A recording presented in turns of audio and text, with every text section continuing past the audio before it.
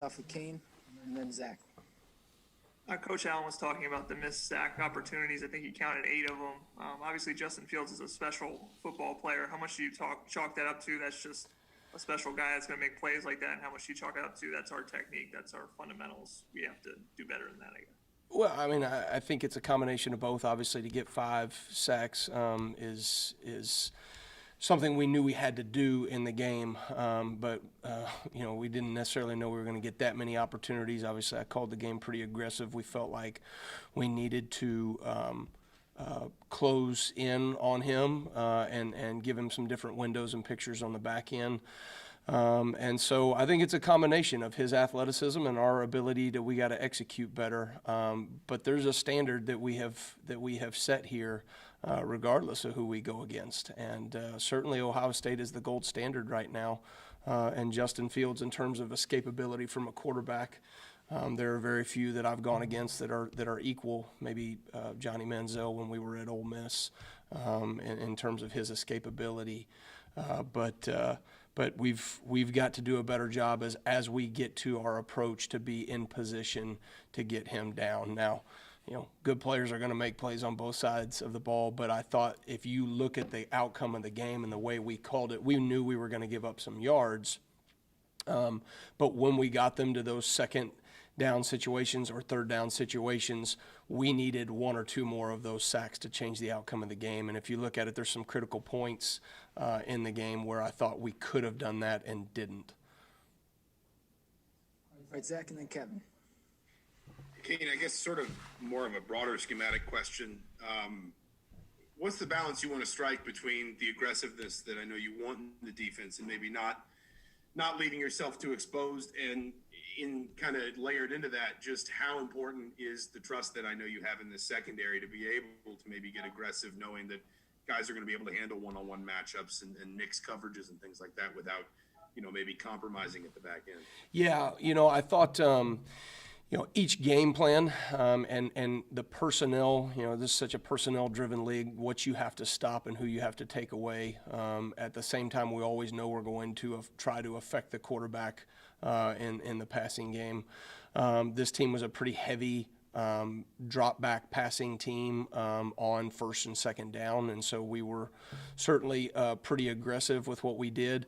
The difference is where we've been in the past was, when we brought pressure, that meant basically playing man-to-man coverage out on the back end, and we did almost none of that in this game. So we were, as aggressive as it may have seemed on film, and it was, we, from a coverage standpoint on the back end, we were we did some things where we played more vision-oriented coverages and some cover 2 windows and cover 3 windows. And that's really what we've been able to do all season long. And I think, to me, I mentioned this to you guys before, our ability to quote-unquote pressure while still playing some base coverages on the back end has changed us in terms of our production, both in takeaways and negative plays and sacks. All right, Kevin, then Peaks. Hey, Coach, I know you've done this before for some games, but did you chart total missed tackles and yardage for this game? And I don't know if you could explain your assessment of just the tackling overall against Ohio State. Yeah, I thought that was the difference in the outcome of the game when we had our opportunities to either get Fields down in the backfield or we missed some critical tackles in the run game. And their explosive plays in the run, more so Fields, were the difference in the game, in my opinion. We knew we were going to give up a couple of runs. They had 50 rushing attempts. And we gave up 8 explosive runs for like 210 yards out of those. Now, those are Fields, is half of those. But that, to me, their other 42 attempts, we hold them to just under 100 yards rushing. That part obviously was good. But, when you look at his ability to escape the pocket and create things and extend drives for them that ultimately they scored in the second quarter were the difference in the outcome of the game for us. So I think the number was, it was like 13 missed tackles on top of it, and but 8 missed sack opportunities is a big deal. All right, Peaks and Paul. Coach, we saw a lot more of Aaron Casey just playing. He had a sack and just Are you encouraged by what you're seeing? Such a young guy being out there a lot, and also want to ask about Alfred Bryant. Didn't see him out there in the field. Yeah, really pleased with Ace and just the development that he's had in that room.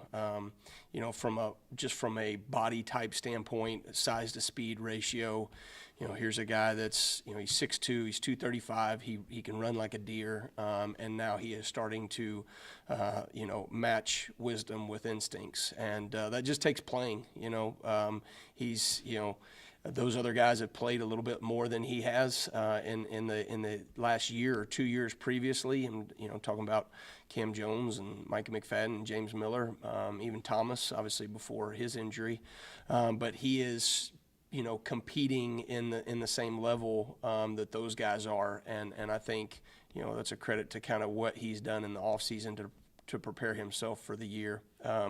Lance Bryant's progressing. He's moving in the right direction to get him back on the field. I'll just kind of leave it at that. But looking forward to maximizing our roster and getting as many players back as we can. All right, Paul, and then Tom Brew. Hey, Coach. Another week, you guys playing a dual threat quarterback through 3 games. What about Tua's brother stands out to you, and how tough is he to defend? I'm really impressed with him. I think, I believe it's Taulia is how you pronounce it. When I was at South Alabama, he was coming up out of high school and one of the most highly, recruited prospects in the whole South. His high school head coach is a good friend of mine, and thought he did a great job with him and utilizing his skill set both in the run and passing game. And I think that if you look at Coach Loxley and his staff, I think they're doing a great job of putting him in advantageous situations, both with in the passing game and his progression, and then what he's able to do with his feet. He can certainly extend drives and extend plays with his feet, and he can hurt you down the field just in one-on-one matchups in terms of his running ability. I think he's got a great arm. I mean, I really think, he can make a lot of throws on the field. He's getting better and better as a decision maker. You look at him from week 1 to week 2, really significant, improvement in terms of his comfort in the pocket and his ability to recognize what is happening in front of him and go make plays. And so, as always, we're an attacking style defense, and we got to do some things to limit his vision. And I think that's something that has been the success of our team, defensively to this point this season. And to be honest with you, we probably saw that same thing in terms of the production from Justin Fields in the passing game. And so we got to continue to do those things this week. All right, Tom, then Jim Coyle.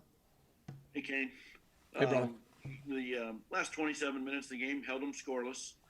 But prior to that, they had 4 drives in a row, 75 yards or more. During the course of that, could you sort of sense you guys having difficulty stopping the bleeding there and trying to find answers, or what was that like in real time as it was going on with those 4 drives that they scored on you? Yeah, I mean, not fun, and certainly you can sense when somebody's moving the ball down the field on you. I do think, to answer your question, I thought, as they were moving some tempo on us, and as there's certain calls that you make in the game that this is an important call, right? I'll give you an example, right? It was like 9:15 to go in the second quarter, right? And it's 2nd and 6, and we bring a kind of a double A gap pressure with the backers, and we brought Monster right through the middle of those, kind of a triple A gap type pressure, and hit him in the backfield, right, for what should have been a 3rd and 14 play. He bounces off.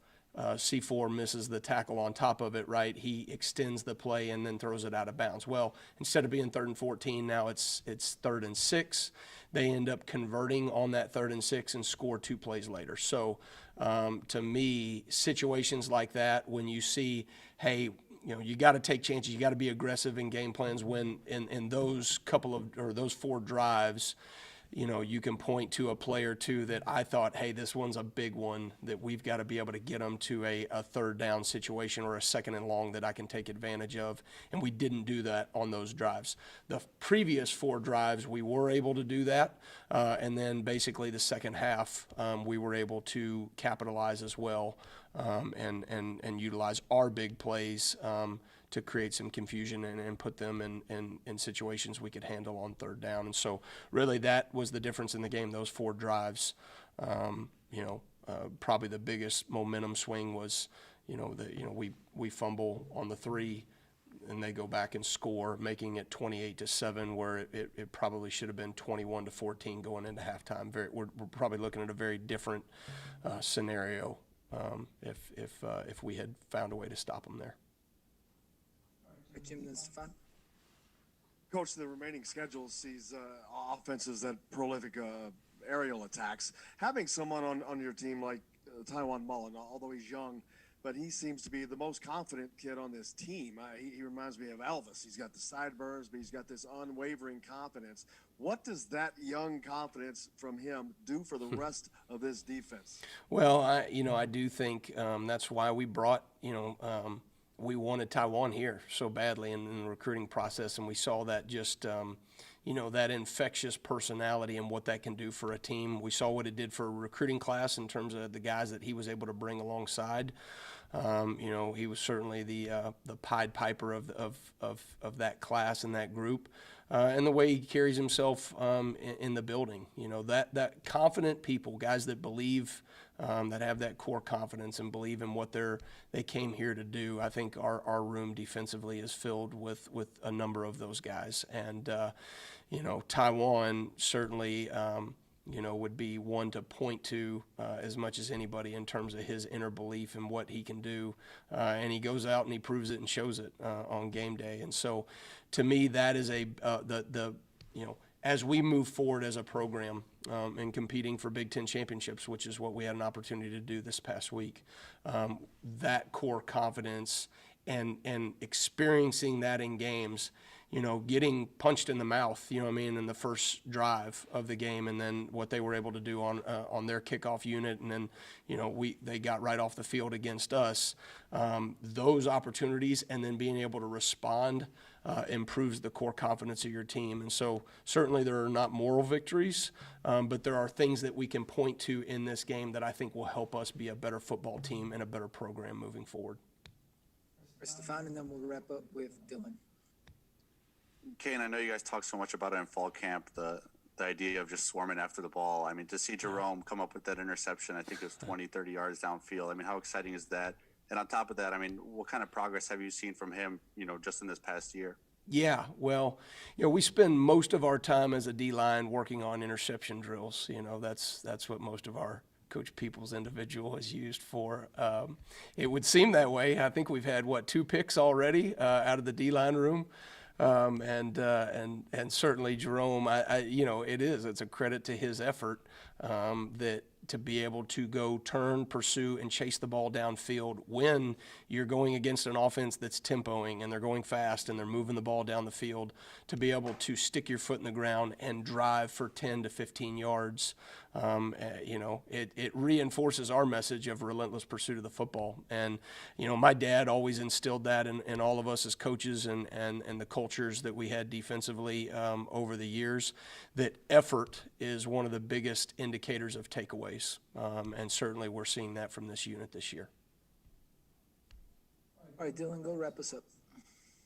Hey, Kane, I think you put out a video maybe yesterday, kind of post-game, you with the linebacking group, just sort of kind of their attitude after the game was over. I mean, what kind of makes them so special, and how much, do you enjoy seeing sort of the leadership and hunger out of them?